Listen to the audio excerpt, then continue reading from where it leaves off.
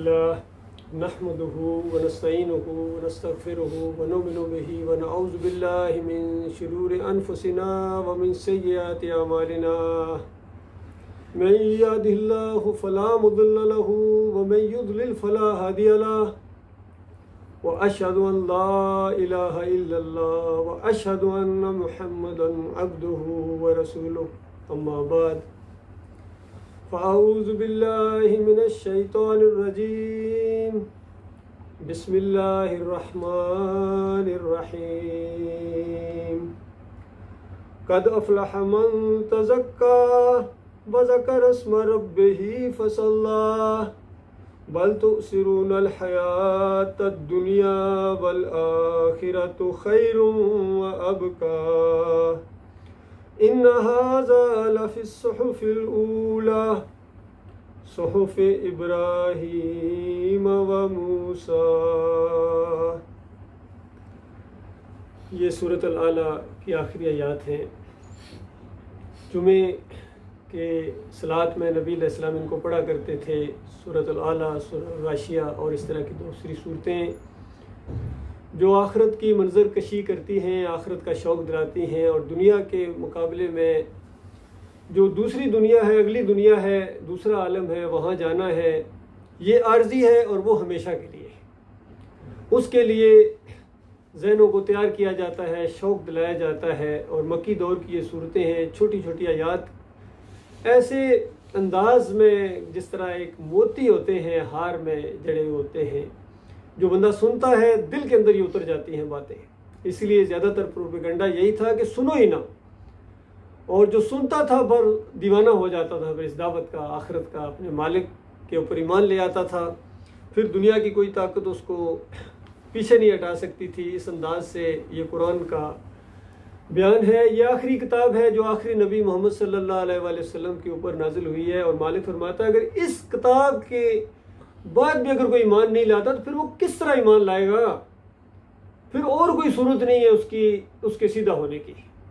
तो इस अंदाज से ये आज मेरा दिल चाहा कि आपके सामने दुनिया और आखिरत का एक जो फ़र्क है और आखिरत की तरफ जो तवज्जो करने वाली चीज़ें हैं, उसके रास्ते में जो रुकावटें हैं या दुनिया के अंदर फसाद देने वाली जो चीज़ें हैं, उसका मैं आपके सामने जिक्र करूं। यहाँ बताया गया, इससे पहले फरमाया गया आप नसीहत करते रहें, फ़ज़क्किर इन नफ़ातिज़ ज़िक्रा, कि आप समझाते रहें, बताते रहें, नबी अलैहिस्सलाम को कहा गया। और जब नसीहत के नफ़ा बख्श होने का आप महसूस करें तब नसीहत करें। और आप सिर्फ नसीहत करने वाले हैं, बाकी हर इंसान गोया अकेला है, हर इंसान आजमाइश में है और हर इंसान अकेला अल्लाह के सामने पेश होगा और अपनी आखिरत का वो पूरी तरह जिम्मेदार है। कामयाब हो गया तब भी अल्लाह ताला की तरफ से ऐलान किया जाएगा कि मेरे बंदे ये तुम्हारे उन अमाल की वजह से है जो तुम दुनिया में करते रहे हो। और मोमिन कहेंगे कि ये हमारे मालिक की रहमत और शफ़क़त है, अगर वो तौफीक ही ना देता तो हम इस रास्ते में आने वाले नहीं थे। और काफिरों मुशरिकों को कहा जाएगा, मुनाफिकों को कहा जाएगा कि ये तुम्हारे अपने करतूत हैं जिसकी वजह से तुम यहाँ जहन्नम के अंदर आ गए हो। तुम्हारे ऊपर कोई अल्लाह की तरफ से बाल बराबर जुल्म और ज़्यादती नहीं हुई। तो ये चीज़ें हैं। फरमाया आप नसीहत करते रहें और इससे वही नसीहत कबूल करेगा जो अल्लाह से डरता है, और इस नसीहत से गुरेज करेगा वो जो इंतहाई बदबख्त है और बहुत बड़ी आग में फिर वो जाएगा, वहाँ न जिएगा न मरेगा। तो अल्लाह ताला ने ये सिर्फ इस आखिरी दौर में नहीं बल्कि हर दौर के अंदर अल्लाह ताला ने अंबिया के ज़रिए, रसूलों के ज़रिए, किताबों के ज़रिए यही बात समझाई है। और अब क़यामत तक के लिए ये आखिरी किताब आ गई। इसका भी यही अंदाज़ है। नबी अलैहिस्सलाम को कहा गया कि इतनी ज़्यादा परेशानी की ज़रूरत कोई नहीं है, जहन्नमियों के बारे में आपसे नहीं पूछा जाएगा और आपका काम सिर्फ नसीहत करना है। अच्छे अंदाज से करें और दिल में उतर जाने वाली बातें इनके सामने रखें ताकि ये अपने फ़ायदे और नुकसान को ख़ुद महसूस करें। तो इस तरीके से बताया गया कि जो पाकीज़गी इख्तियार करेगा, ईमान की तरफ आएगा, वो फलाह का रास्ता गोया पा लेगा, यही निजात का रास्ता है, फलाह का रास्ता है, वो फलाह का रास्ता पा गया जिसने पाकीज़गी इख्तियार की और अपने रब का नाम याद किया। यानी सारी बुराइयाँ, सारी फलाह अल्लाह के नाम के साथ जुड़ी हुई हैं। एक तरफ अल्लाह का रास्ता है और एक तरफ इब्लीस का रास्ता है, लईन का रास्ता है। एक तरफ नेक लोगों का रास्ता है जिनके ऊपर इनाम किया, और वो दुआ जो अल्लाह ने सिखाई, जो हर सलात के अंदर पढ़ी जाती है, सूरह फातिहा जिसे कहते हैं, अल्लाह की हम्द व सना के बाद, ऐद व पैमान के बाद, इहदिनस सिरातल मुस्तकीम, या अल्लाह हमें सिरात मुस्तकीम दिखा दे, सीधा रास्ता। सिरातल लज़ीना अनअमता अलैहिम, उन लोगों का रास्ता जिनके ऊपर तूने इनामात की बारिश की, जिनसे तू राज़ी हो गया, खुश हो गया, पास हो गए उस इम्तहान के अंदर, और वो भटके नहीं हैं, गुमराह नहीं हुए हैं, उन लोगों के रास्ते के ऊपर हमें हमारे मालिक हमें चला, वो दिखा भी और चला भी। तो बताया कि ये दुआ है, और पूरा कुरान गोया इसका जवाब है, पूरा कुरान इसका जवाब है। हर रिकत के अंदर जब ये रास्ता आप अल्लाह ताला से मांगते हैं, तो उसके बाद कहीं से भी आप कुरान पढ़ें, छोटी सी छोटी सूरत पढ़ें, तो ऐसी उसके साथ फिट आ जाती है। चाहे सूरह इखलास हो, कुल हो अल्लाहु अहद, कि आपने पहले अल्लाह से रास्ता मांगा और उसके बाद मालिक की तरफ से जवाब आया कि अच्छा अगर ये रास्ता चलना चाहते हो तो फिर कहो, ऐलान करो, कुल हो अल्लाहु अहद, कहो वो अल्लाह अकेला है, अल्लाह समद। ये जो अल्लाह की सिफ्त है, इससे डरना भी चाहिए, और ज़्यादातर लोग इसके ऊपर तवज्जो नहीं देते हैं। अल्लाह समद, वो बेनियाज है। एक सिफ्त उसकी ये भी है कि उसको किसी की भी कोई परवाह नहीं है, ये सिफ्त है उसकी। जो जहन्नम में डाल दिए जाएंगे, फिर अल्लाह उनकी ज़रा बराबर परवाह नहीं करेगा। जहन्नम ऐसी अल्लाह ने बनाई है जहाँ तुंद खून सख्त गिर, जिनके अंदर रहम रखा ही नहीं अल्लाह ताला ने, ऐसे फरिश्ते उसका निज़ाम चला रहे हैं, अंदाजा नहीं। जो अल्लाह हुक्म देता है उसको नाफिज करते हैं, कोई परवाह नहीं करेगा। मालिक तुम्हें कचरा समझ के हमेशा की आग के अंदर फेंक देगा अगर आज तुम उसका रास्ता इख्तियार करने के लिए तैयार नहीं, आज उसकी बात मानने के लिए तैयार नहीं हो। हालांकि अल्लाह ने हर अंदाज इख्तियार किया है तुम्हें समझाने के लिए, किताबों के ज़रिए, अम्बिया के ज़रिए, अम्बिया के मानने वाले लोगों के ज़रिए, उलमा के ज़रिए अल्लाह ताला ने एक एक बात खोल खोल के तुम्हारे सामने रखी है कि देखो ये हक है, ये बातिल है, ये ईमान है, ये शिरक है, और ये अल्लाह का रास्ता है और ये शैतान का रास्ता है। दोनों रास्ते खुल के आपके सामने आ गए हैं। उसके बाद आपको इख्तियार है जिस रास्ते पर मर्जी चले, लेकिन ये बात सुन लेना कि इन दोनों रास्तों का अंजाम एक जैसा नहीं है।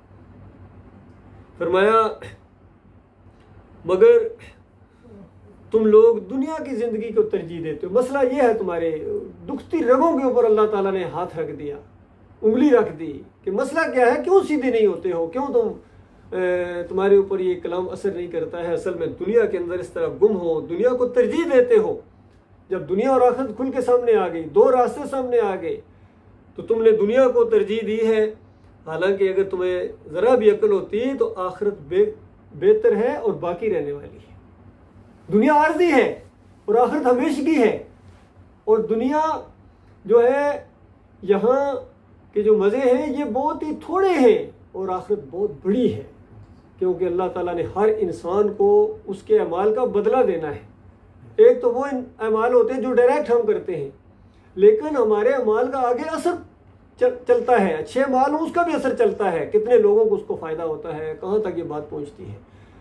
और जब बुरे अमाल हों, बुरा कोई रास्ता इख्तियार करेंगे तो उसका भी आगे असर पड़ता है। लिहाजा पूरी की पूरी जज़ा और पूरी की पूरी सज़ा के लिए अल्लाह ताला ने जन्नत और जहन्नम और हमेश की रखी हुई है। तो फरमाया मसला ये है तुम्हारा, दुनिया को तरजीह देते हो, आखिरत को छोड़ देते हो, हालांकि आखिरत बेहतर है और बाकी रहने वाली है। यही बात पहले आए हुए सहीफ़ों में कही गई थी। यानी ये बात सिर्फ कुरान में नहीं बल्कि पहले भी जो किताबें नाज़िल हुई हैं, पहले जो रसूल आए हैं उन्होंने भी इसी नुक्ते को इसी तरीके से बयान किया था, लोगों के सामने समझाया था कि दुनिया और आखिरत को पहचानने की कोशिश करो। और चाहे वो इब्राहीम अलैहिस्सलाम की सहीफ़े हों या मूसा अलैहिस्सलाम के ऊपर जो किताब नाजिल की गई, उसका भी मरकज़ी नुक्ता एक किस्म का यही था कि ये दुनिया आर्ज़ी है, इम्तहान की जगह है, और आखिरत हमेशा की रहने वाली है, वहाँ जज़ा और सज़ा है। तो अब यानी आखिरत के ऊपर नज़र रखनी है। इस हवाले से मैं एक हदीस आपके सामने लाऊंगा ताकि इसी मजमून को ज़रा और अच्छे अंदाज से दिमाग के अंदर बैठ जाए। देखिए, एक बद्दू आया नबी अलैहिस्सलाम के पास, आम देहाती है लेकिन फ़हम व फरासत देखिए, अल्लाह जिसको तौफीक अता फरमाए। तो उसने अपना ऊँट बाहर छोड़ा और आके नबी अलैहिस्सलाम से पूछने लगा कि ऊँट को उसका टांग बांध के अल्लाह पर तवक्कल करूं या ऐसे ही छोड़ दूं और अल्लाह पर तवक्कल करूं। कैसा सवाल किया उसने। और नबी सल्लल्लाहु अलैहि वसल्लम ने जवाब दिया कि पहले उसका पैर या वो जो टांग होती है उसको बांधो और फिर अल्लाह के ऊपर तवक्कल करो। तो आप अंदाज़ा लगाइए, इस छोटे से वाक़े के अंदर, इस छोटी सी हदीस के अंदर पूरा दीन बंद है, अल्लाह जानता है। और गौर करें आप तो एक से एक बात आपके जहन में ऐसी आएगी कि अकल हैरान हो जाएगी कि किस कदर अल्लाह ताला ने हमारी रहनुमाई के लिए इंतज़ाम किया है और मिसालें दी। जिस तरह वो मैं छोटी सी रिवायत बयान करता हूँ, नबी अलैहिस्सलाम ने कहा दुनिया आखिरत की खेती है, जो इसमें बोओगे कल काटोगे। तो इस चीज़ को कैसे मिसाल के ज़रिए समझाया कि किस तरह आसानी के साथ ये बात समझ में आ जाती है कि जो चीज़ आप बोते हैं वही निकलती है। ये नहीं है कि करेले का बीज बोए और दुआएं मांगे अल्लाह ताला से, या अल्लाह आम मीठे लगा, नहीं लगाएगा अल्लाह ताला। ये असूल है, जो चीज़ बोओगे उसी चीज़ को काटोगे। अच्छाई करोगे अच्छाई पाओगे, बुराई करोगे बुराई पाओगे।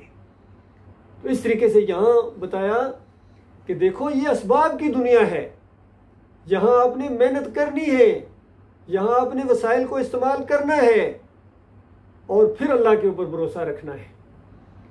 और दुनियावी लिहाज से इन चीज़ों को हम बहुत अच्छे तरीके से समझते हैं। यानी ऐसी चीज़ अल्लाह ने हमसे मांगी है जिनको हम बहुत ही ज़्यादा अच्छे तरीके से समझते हैं।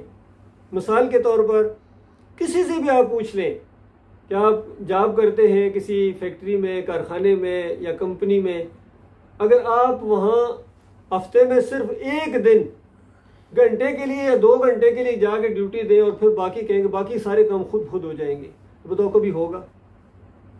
या आपको पूरी तनख्वाह मिलेगी? या वो कंपनी वाले आपको रखेंगे? आप नहीं बाकी अल्लाह मालिक है, सब कुछ हो जाएगा, ठीक हो जाएगा।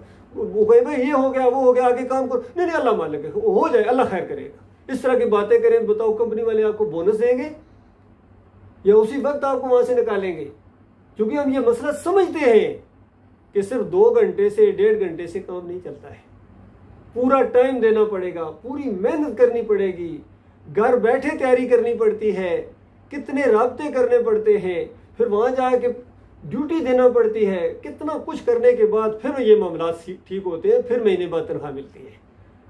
तो आखिरत का मामला क्या इतनी बात कहने से एक बार सिर्फ जुम्मा पढ़ लिया जी, घंटा आधा घंटा बस ठीक है जी, बाकी कोई ना फिक्र है, ना कोई तैयारी है, ना कोई प्रोग्राम है, तो बताओ खुद कैसे काम हो जाएंगे? अंबिया की जिंदगी ऐसे नहीं थी। खुद रसूलुल्लाह सल्लल्लाहु अलैहि वसल्लम की जिंदगी देखिए, सुबह शाम ये की फिक्र है, सुबह शाम दीन का काम है। बाकी इससे कोई ये ना समझे कि मैं ये कहना चाह रहा हूँ कि दुनियावी लिहाज से आपने मेहनत नहीं करनी है, ड्यूटी नहीं देनी है, काम नहीं करनी है, काम छोड़ देने, बिल्कुल नहीं। जितना काम हम कर रहे हैं इसमें बिल्कुल और भी अगर आप मेहनत करें तो अच्छी बात है। जितनी भी आप मेहनत करेंगे, खुलूस के साथ करेंगे, आपको दुनियावी लिहाज से भी फायदा होगा, लेकिन साथ साथ आखिरत के ऊपर भी नजर रखनी है। और दुनिया में जितना रहना है, आप कितने संजीदा है, कितनी मेहनत है, कितना रहना है बताइए। और आखिरत में हमेशा रहना है, और आखिरत की जो नेमतें हैं वो हमेशा के लिए हैं, उनकी क्वालिटी बहुत, लग्जरी लाइफ भी, लग्जरी अल्फाज भी बहुत हल्के महसूस होंगे जब आप वहाँ जाके कुछ देखेंगे कि वहाँ के मकानात, वहाँ के फ्लैट, सोने और चांदी के बिल्डिंगें बनी हुई, बागीचे, दरख्त सोने के, फल लगे हुए, हर मौसम के फल हर वक्त हर लम्हे तैयार हैं। आप इरादा करते हैं टेनी आपके पास आ जाती है, खाने पके पकाए, बुढ़ापा नहीं है, बीमारी नहीं है, परेशानियां नहीं है, कोई किराया नहीं आपने देना, कोई बिजली के बिल नहीं देने आपने, वहाँ की गाड़ियाँ कभी ख़राब ना हों, वहाँ के जो सेहत है सब कुछ बढ़ती चली जाए, और हमेशा हमेशा आप अपने दोस्तों के अंदर, अपने रिश्तेदारों के अंदर और बादशाहों की तरह हमेशा ज़िंदगी वहाँ हो, और जन्नत की सारी नेमतें बरत लेने के बाद जब मालिक का दीदार करें तो जन्नत की नेमतों को आप भूल जाएं। मालिक का दीदार कितनी बड़ी नेमतों की, मालिक के साथ गुफ्तगू हो, मालिक शाबाश दे आपको, अंबिया के साथ उठना बैठना हो, अंबिया जिसके दोस्त हो वहाँ, सिद्दीकीन के साथ उठना बैठना हो, अल्लाह के बंदों, ये कोई मामूली चीज़ें हैं? ये ऐसे मिल जाएगी बस अल्लाह खैर करेगा जी, ठीक, अल्लाह रहम करेगा जी? इस तरह नहीं होगा। उसके लिए वक्त निकालना पड़ेगा, उसके लिए प्लानिंग करनी पड़ेगी, उसके लिए आगे बढ़ना पड़ेगा। और सबसे बड़ी बात कि ईमान को खालिस रखना पड़ेगा, तौहीद के ऊपर जम जाना पड़ेगा, क्योंकि इस कायनात को अल्लाह ताला ने तौहीद के लिए बनाया है, ईमान के लिए बनाया है। और मिसालें दे के समझाया कि देखो इस नुक्ते को कभी ना भूल जाना कि तुम्हारा अल्लाह के अलावा कोई माबूद नहीं है। और अगर ये मसला तुम भूल गए और फिर ईमान अकीदे के अंदर तुम्हारी अगर वो जो कदर होनी चाहिए, जो वक़ार होना चाहिए अल्लाह का, और जो इसकी अहमियत होनी चाहिए, अगर वो ना हुई, अगर फिर तुमने दुनियादारों वाला अंदाज इख्तियार किया, तो ये मेरे अम्बिया हैं। 18 अम्बिया का जिक्र किया सूरह अनाम के अंदर, और सूरह ज़ुमर के अंदर सारे अम्बिया का जिक्र किया, और बताया कि देखो ये हमने अपने अम्बिया को कह दिया था कि सबसे पहले आपने नमूना पेश करना है, बंदगी का नमूना पेश करना है। कोई माने या ना माने, आपका काम सिर्फ बताना है, नसीहत करते रहें।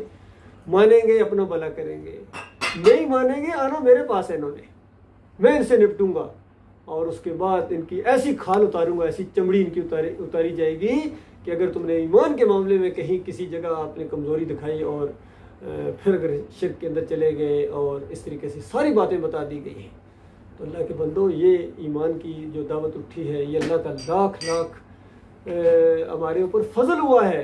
अल्लाह ने हमें चुना है इस पूरी दुनिया के अंदर। आज दुनिया के अंदर जा रही है, अंदाजा ले, दीवाने बन गए, दुनियादार दुनिया के कुत्ते बन गए, कि इस तरह दौड़े जा रहे हैं हर वक्त। अगर साथ साथ पुश्तों के लिए खाने के पास इनके पास है, फिर भी इसी दुनिया के अंदर इस तरह गर्क है, मेहनत है, सुबह शाम हर वक्त लगे हुए हैं। कुछ म्यारे ज़िंदगी थोड़ा बुलंद हो जाए, कुछ ये हो जाए, कुछ हो जाए, और इसके लिए कितनी अल्लाह की नाफरमानियाँ करनी पड़ती है, अंदाज़ा लगे। दुनिया हासिल करने के लिए अपने मालिक की नाफरमानी को इन्होंने गवारा कर लिया, अंदाज़ा लगाइए। तो क्या इन्होंने अपने मालिक की कदर की है, बताओ ना। और अल्लाह के दुश्मनों को जिन्होंने दीन बिगाड़ा है, शैतान लईन के पीछे चल रहे हैं, अंदाज़ा लगाइए, उनके हमायती बने हुए हैं।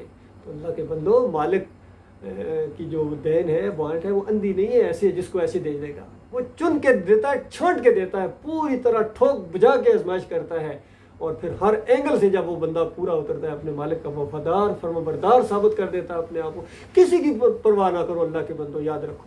अगर अल्लाह के दीन का मामला करना है तो याद रखना, दुनिया के अंदर वो बातें सुनना पड़ेंगी जो अंबिया ने सुनी है।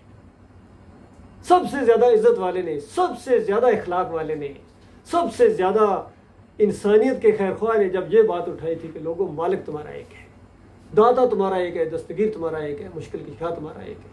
उस अल्लाह को पुकारना, और उसके अलावा इन मुर्दों को मत पुकारो, और दीन को बिल्कुल अल्लाह के लिए खालिस कर लो। एक साहबी ने कहा कि मुझे ये एक मेरे शागिर्द ने तीर कमान दी है, खाने की चीज़ तो है नहीं, फरमाया आग का लिबास पहनने की हिम्मत है तो ले लो, आग का लिबास पहनने की हिम्मत है तो ले लो। उनके अंदर तो आग का लिबास पहनने की हिम्मत नहीं थी, लेकिन आज हमारे मौलवियों के पास आग का लिबास क्या, जहन्नम के अंगारे भी इकट्ठे कर रहे हैं। आज दीन पूरी तरह एक दुकानदारी की शक्ल इख्तियार कर गए। अरब हो या अजम हो, सारे तनख्वाहदार हैं, अल्लाह के साथ नौकरी करने वाले। ये कहाँ बंदगी करते हैं अपने मालिक और खालिक की।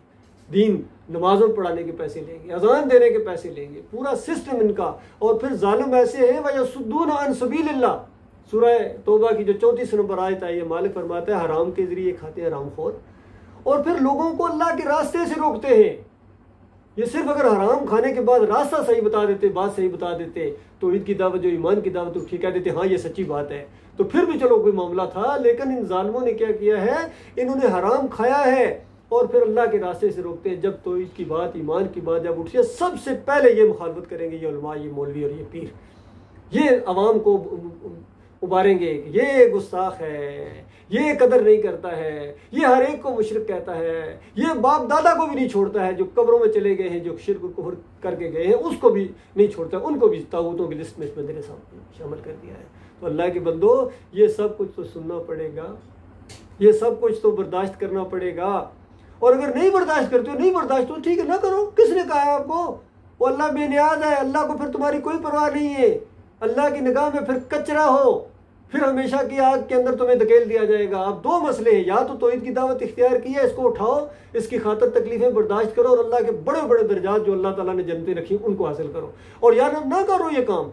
और मालिक फरमाता ना करो, मैं तुम्हें अजाब दूंगा, दुनिया के अंदर तुम्हें अजाब आएगा। जिल्लत और ख्वारी जिस तरह आज मुसलमानों के ऊपर चिमटा दी गई है, और आखिरत की जिल्लत और ख्वारी इससे कहीं बड़ी है।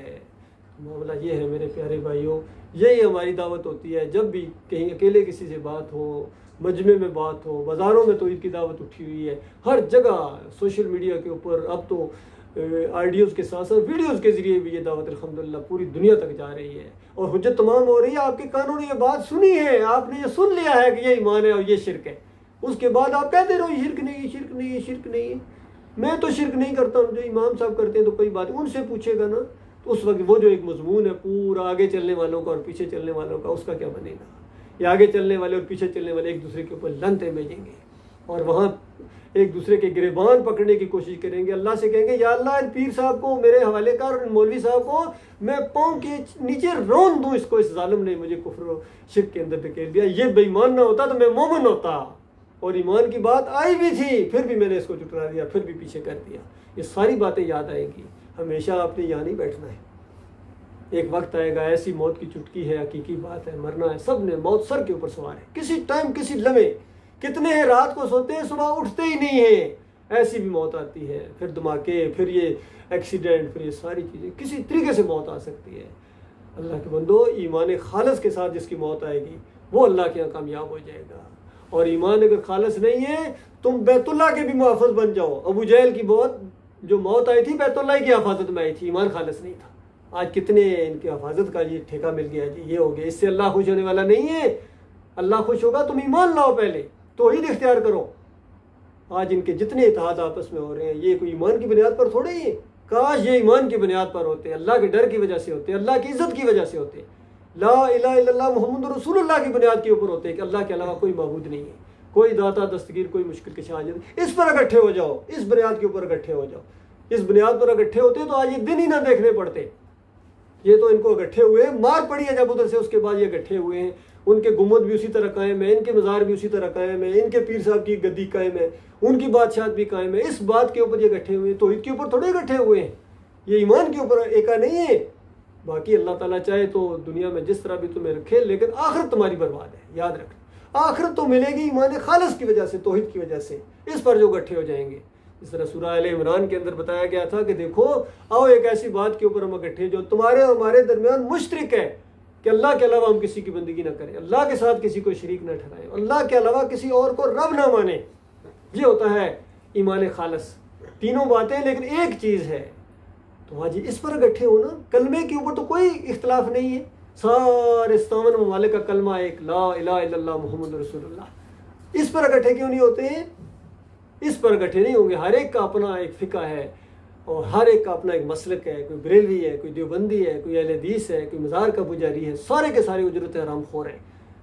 ये मामला है अल्लाह के बंदो, ये गौर करो। ये बहुत ही ज़बरदस्त किस्म का कुरान का पैगाम है। जहाँ जहाँ तक ये आवाज़ पहुँचे, इस आवाज़ को फैलाओ और जितना भी इसमें हिस्सा डालोगे, इसका साथ दो, अल्लाह आपका अजर कभी ज़ाया नहीं करेगा और इसकी मुखालफत करने वाले कभी कामयाब नहीं होंगे। ये दावत उठी है गलबे के लिए। अब माहौल पूरी दुनिया का तब्दील हो रहा है। अब आखिर मसला याद रखिए, आखिरी उम्मत, आखिरी किताब, आखिरी रसूल आ गए।